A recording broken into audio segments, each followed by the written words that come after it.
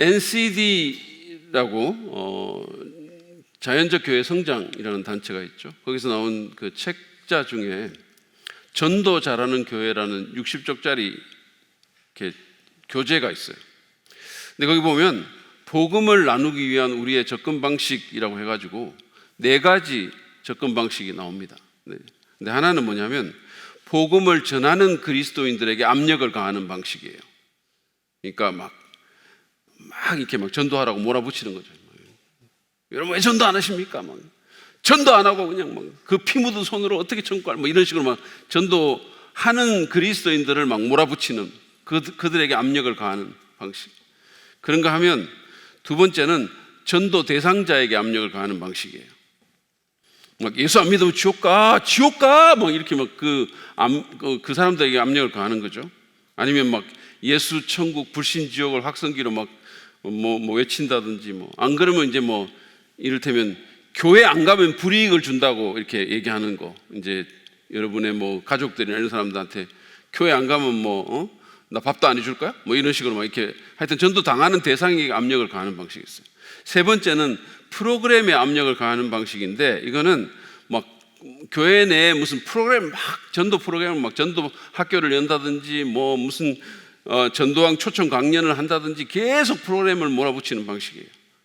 네 번째는 하나님께 압력을 가하는 방식인데, 그것이 바로 하나님께 기도로 나아가는 거라는 겁니다. 이 책은 이 4가지 중에 가장 필요하고 가장 선행되어야 될 것이 바로 4번째 방식, 즉 하나님께 압력을 가하는 또는 하나님께 기도하는 것이라고 했습니다. 그런데 이거는 사도행전을 봐도 너무 잘 드러나죠. 여러분, 오순절 때 3,000명이 구원받는 놀라운 그 위대한 전도의 역사가 어떻게 시작됐습니까? 그것은 12제자를 포함한 120명의 성도가 마가의 다락방에 모여서 간절히 기도하는 것으로 시작이 됐죠. 사도행전 3장에 나면서부터 못 걷는 그 사람이 어떻게 이 병이 낫게 되고, 그 다음에 그로 인해서 또 5,000명이 구원받는 역사는 또 어떻게 일어났습니까? 어떻게 시작됐습니까? 그 일은 베드로와 요한이 성전에 기도하러 가면서 시작이 된 거예요. 그리고 그 앞에 이렇게 보면 그 베드로와 요한이 기도하러 가는 그 앞 장면에 보면, 2장에 보면 3,000명의 구원받은 성도들이 날마다 기도에 힘썼다라는 표현이 또 거기 나옵니다. 그러니까 기도가 이 모든 일의 시작이었다는 거예요. 기도가 전도의 시작점입니다. 한번 따라해 보시죠. 기도가 전도의 시작점이다. 기도가 전도의 시작점입니다. 우리가 전도를 하려면 기도해야 됩니다. 기도부터 시작해야 돼요. 그러니까 여러분들이 마음에 품는 어떤 사람이 있잖아요. 여러분의 자녀일 수도 있고 배우자일 수도 있고 이웃일 수도 있고, 그게 누구일지 몰라도 제일 먼저 시작점은 하나님께 기도하는 거예요. 그러니까 제가 몇 번 얘기했는데, 우리가 사람에게 하나님에 대해서 말하기 이전에 하나님께 그 사람에 대해서 먼저 말하라는 말이 있어요. 그래서 먼저 하나님께 계속 올려드리는 거죠. 자, 우리가 10월 27일 날 사랑 믿는 데이를 하면서 기도문을 모든 성도들에게 돌리고 또 이렇게 기도회를 특별히 하는 것은 이 성경 말씀의 원리를 따르기 때문입니다. 사람에게 나가기 전에, 다른 어떤 것에 압력을 가하기 전에 우리는 하나님께 나아가서 기도해야 합니다. 하나님께 압박을 가해야 합니다. 그러면 전능하신 하나님께서 일하실 줄 믿습니다.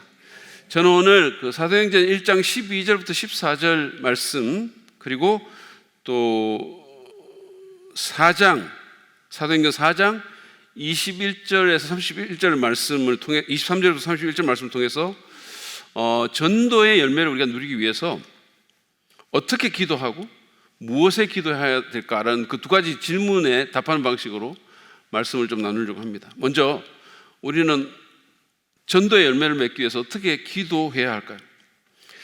사도행전 1장 12절부터 13절을 보면 예수님께서 승천하시고, 부활하셔서 승천하시고, 제자들이 이제 그 올리브산에서, 감람산에서 예루살렘 성전으로 이렇게 성 안으로 들어왔다 이렇게 돼 있죠.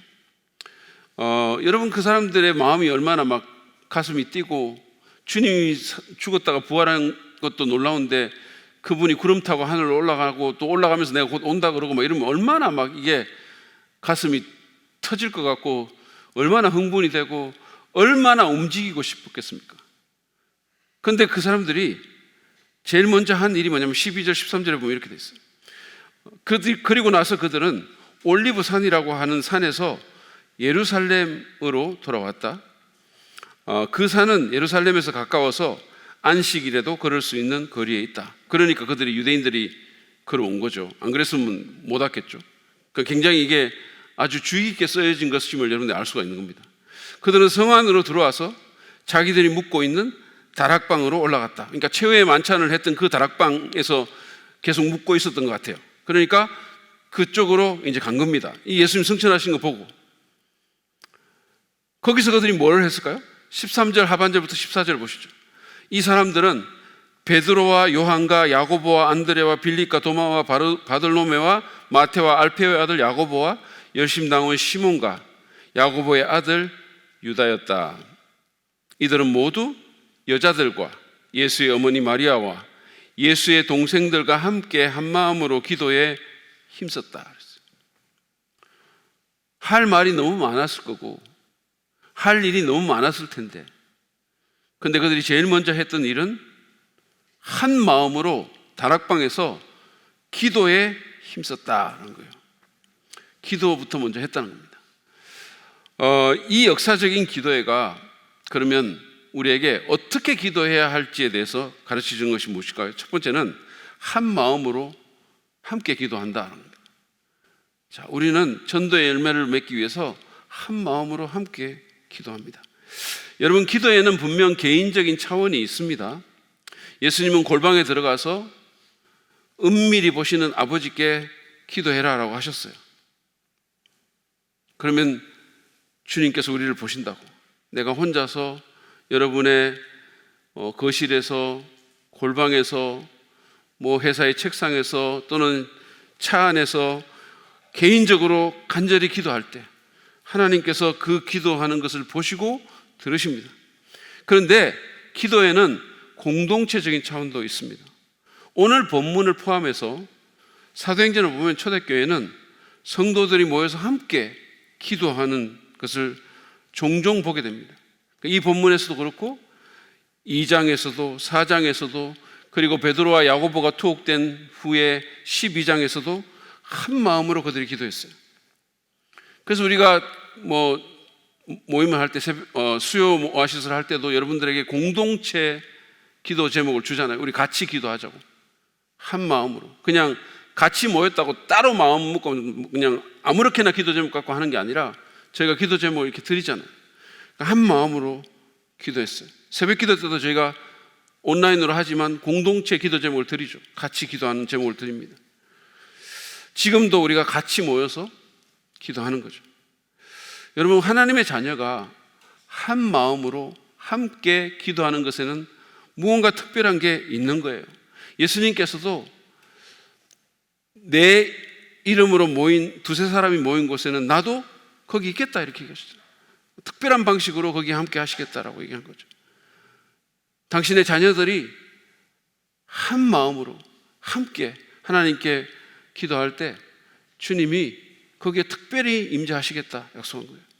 여러분, 이거는 제가 예를 들어서 이게 일반적인 사람의 경우도 그런 것 같아요. 이번에 저희 아들이 미국에서 잠깐 나왔는데 만약에 얘가 지금 갑자기 막 마음이 변했어요. 변했다고 합시다. 안 변했는데 변했다고 합시다. 변했고 거기다가 우리 딸도 또 원래는 안 나오려고 그랬는데 딸도 또 나왔어요.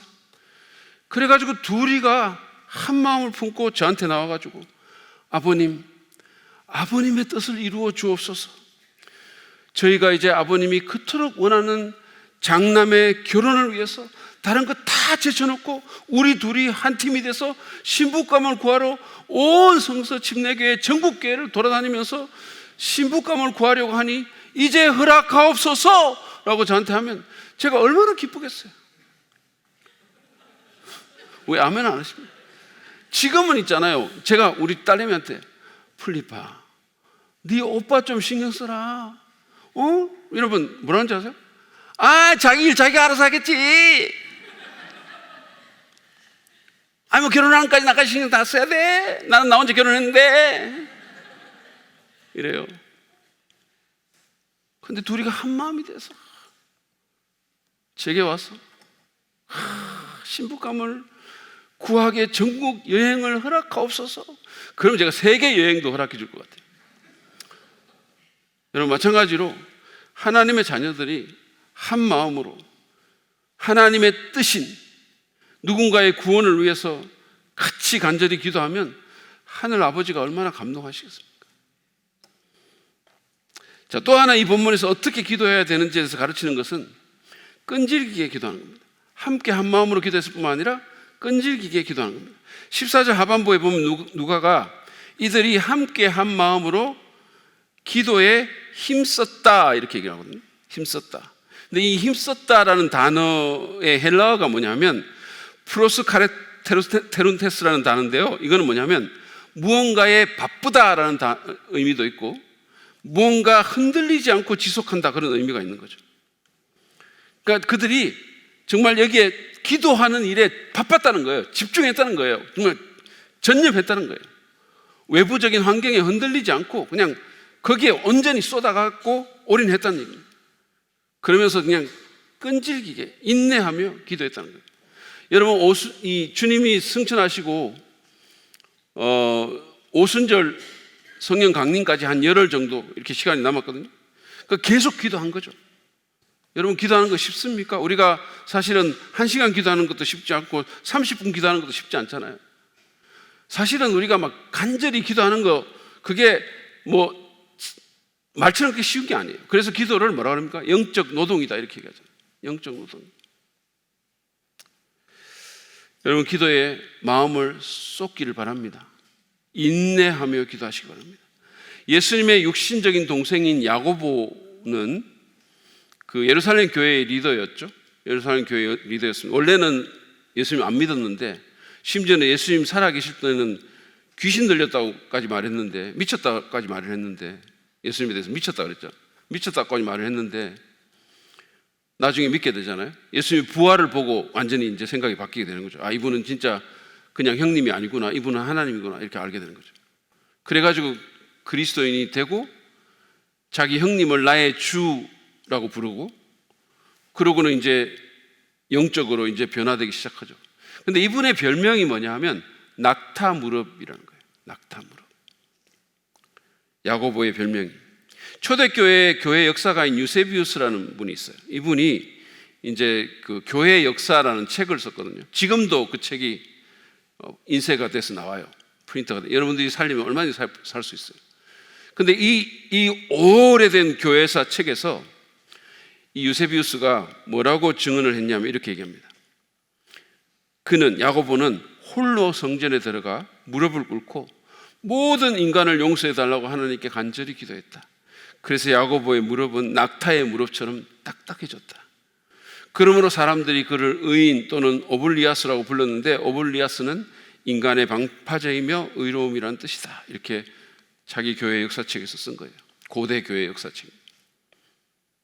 여러분 우리가 야고보처럼 정말 이렇게 끈질기게 정말 낙타 무릎이 될 때까지 기도할 때 하나님께서 그 기도를 귀하게 여기시고 응답하신다는 겁니다. 예수님께서도 불의한 재판관 비유를 드시면서 하나님께서 그 밤낮 부르짖는 자의 원한을 풀어주지 아니하시겠느냐 이렇게 했어요. 그러니까 낙심하지 말고 계속 기도할 것을 권면하시면서 이 비유를 하셨잖아요.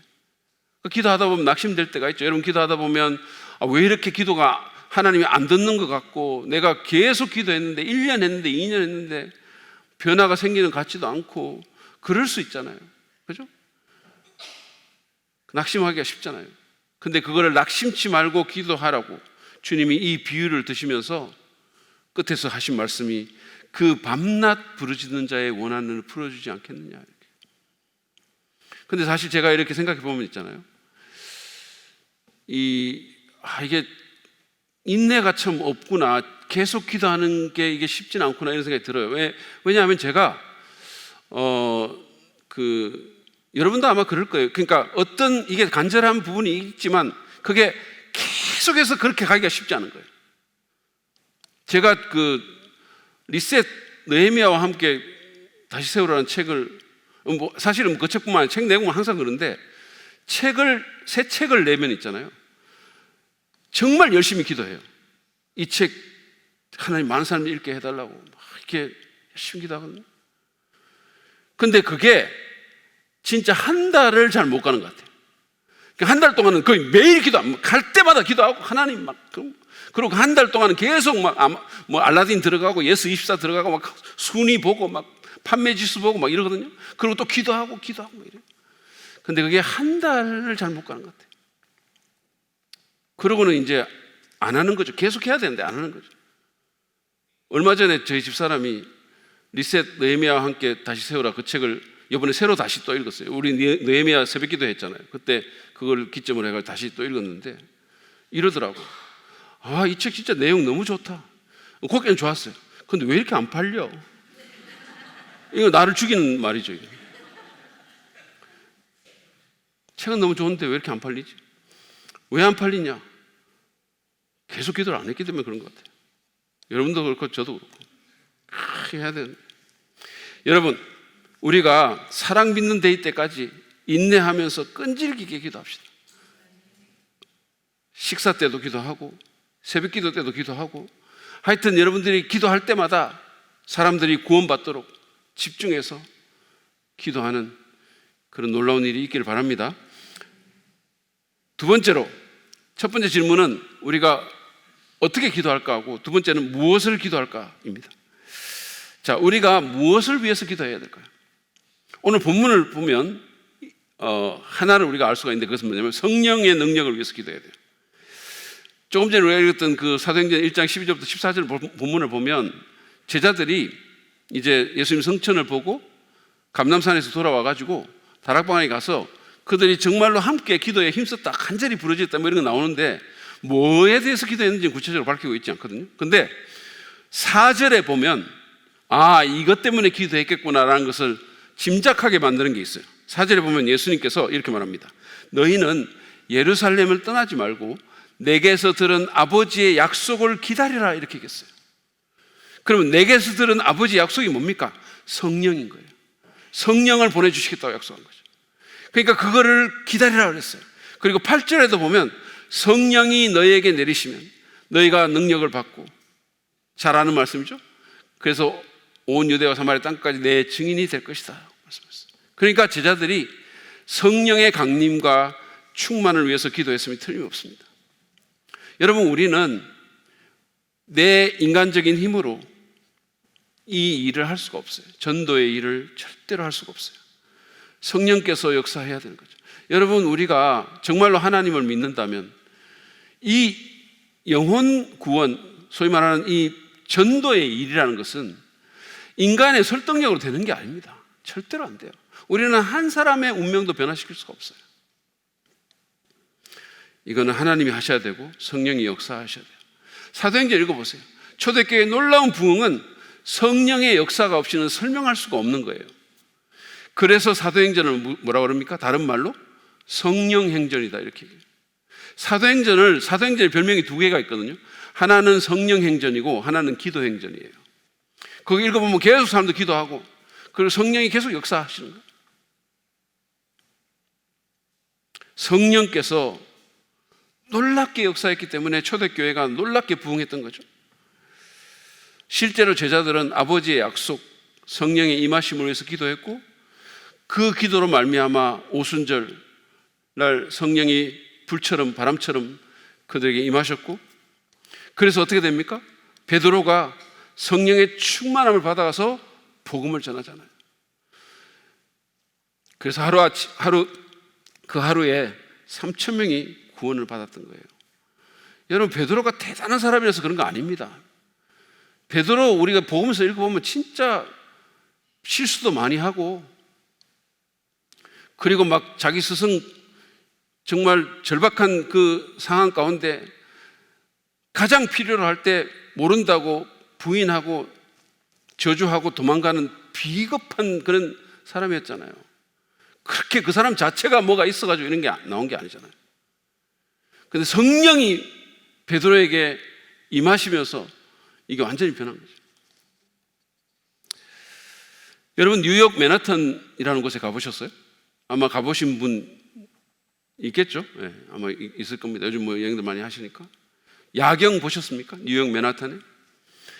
직접 여러분 안 가보셨어도 아마 영화를 통해서는 거의 한 번씩은 다 보셨을 거예요. 거기 진짜 빌딩들 엄청나잖아요. 그죠? 막 마천루, 막 엠파이어 스테이트 빌딩 말할 것도 없고, 막 그 UN 빌딩 있죠. 뭐 월스트리트 정권가 그 뭐 은행가 있죠. 브로드웨이에 그 화려한 막 휘황찬란한 막 극장들 있죠. 하여튼 뭐 거기 엄청나잖아요. 그 야경이 진짜 대단하거든요. 그러니까 건물마다 막 빛이 나고 사람들이 막 바쁘게 움직이고 일하고, 그 정말 이게 이 지지 않는, 어떻게 보면 저녁이 없는 나라 같은, 그 도시 같은 그런 느낌이잖아요.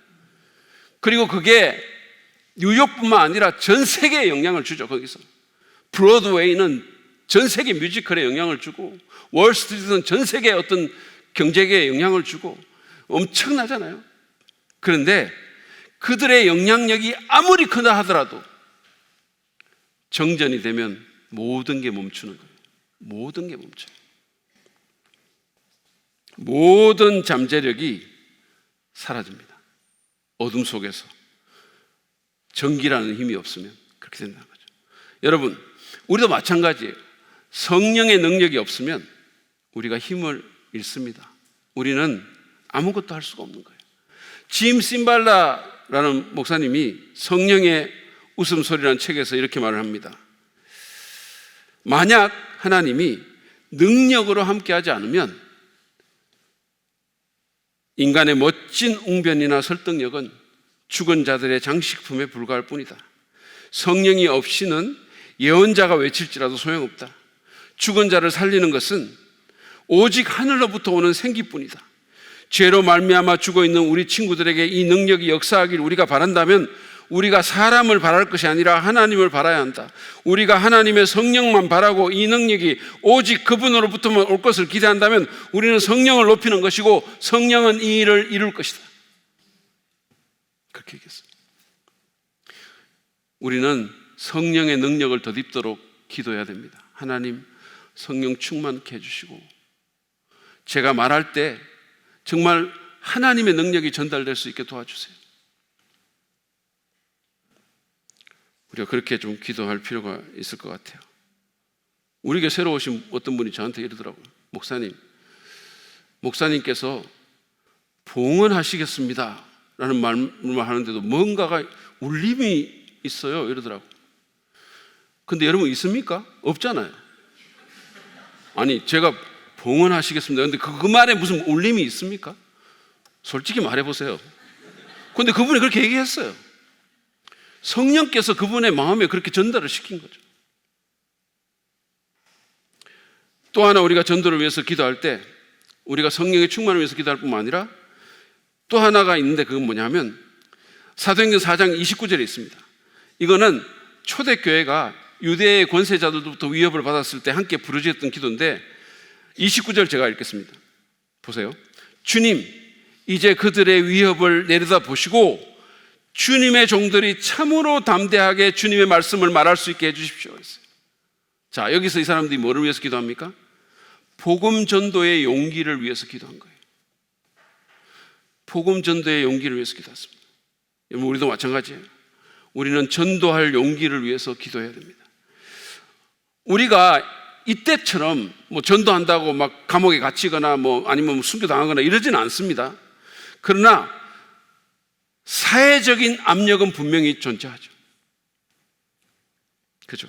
뭐 이게 불법이거나 이런 건 아니지만, 그리고 우리 안에 두려움도 분명히 존재합니다. 거절의 두려움이 있죠. 내가 전했는데 거절하면 어떡하지? 관계적인 두려움도 있죠. 뭐 했는데 이 사람과의 관계가 안 나빠지면 어떡하지? 실패의 두려움 같은 것도 있죠.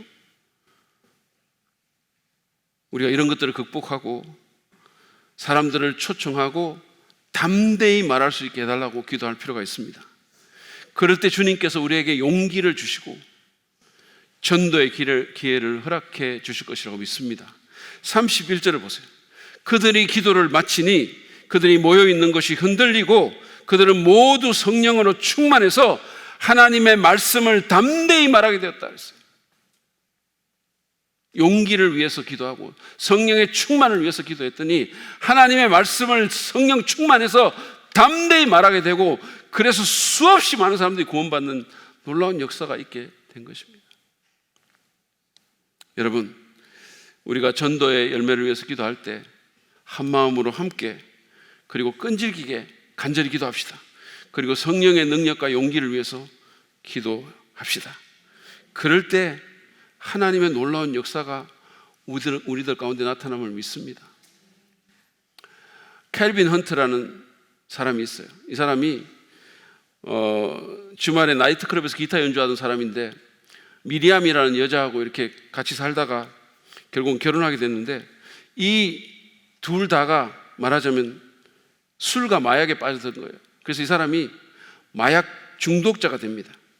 그래서 모든 돈을 마약 구입하는 데 다 쓰게 된 거예요. 그런데 이 미리암이라는 사람이 그런 가운데서 예수를 믿게 돼요. 근데 예수를 믿고 이 사람이 변하게 되는 거예요, 부인이. 근데 남편은 마약 중독자가 되고 계속 망가져가지고 건강이 급속도로 악화되고 업무 수행 능력은 떨어지고, 그래서 결국은 막 비참한 삶을 사는 겁니다. 그런 상황 가운데서 이 부인이 예수 믿고 교회에 들어가가지고 간절히 남편의 구원을 위해서 기도하기 시작했어요.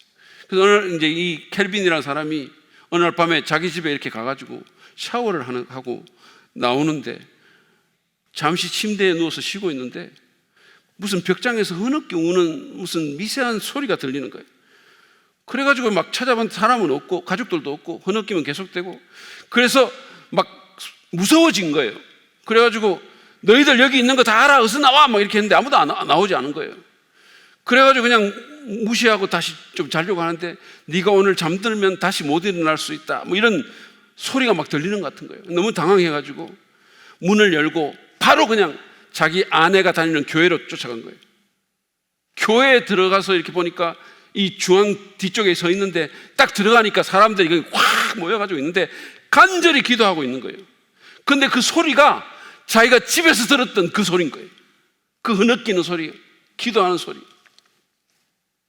깜짝 놀랐어요.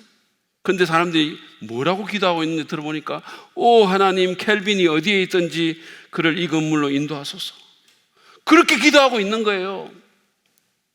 그래가지고 그 목사님이 또 그러다가 그 사람을 봤어요. 그래가지고 목사님이 깜짝 놀래가지고 주님 감사합니다, 켈빈이 여기 왔습니다. 그래가지고 그냥 완전히 그냥 넋이 빠져가지고 이 사람이 자기도 모르는 어떤 힘에 이끌려가지고 여기 나온 거예요. 그리고는 여기 무릎 꿇고 강단 앞에서 그때부터 막 억제할 수 없는 눈물을 흘리기 시작했어요. 오 하나님, 나는 내가 그렇게 되지 않겠다고 말했던 모든 것을 행하며 살았습니다. 이렇게 죽기 싫습니다. 부디 제 삶에 오셔서 저를 자유롭게 하소서.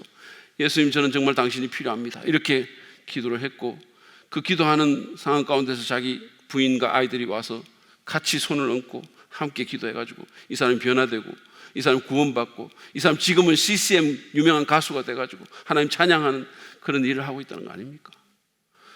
여러분, 하나님께서 우리 성도들의 간절하고 끈질긴 기도에 응답하셔서 놀라운 일을 행하실 수 있음을 믿으시기 바랍니다.